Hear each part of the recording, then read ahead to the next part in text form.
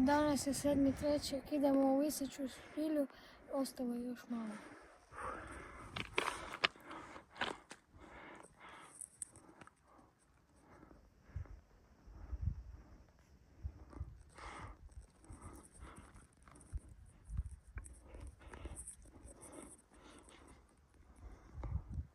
Već smo došli, ne znam kako smo se penjali, jako teško, ne znam kako ćemo sići.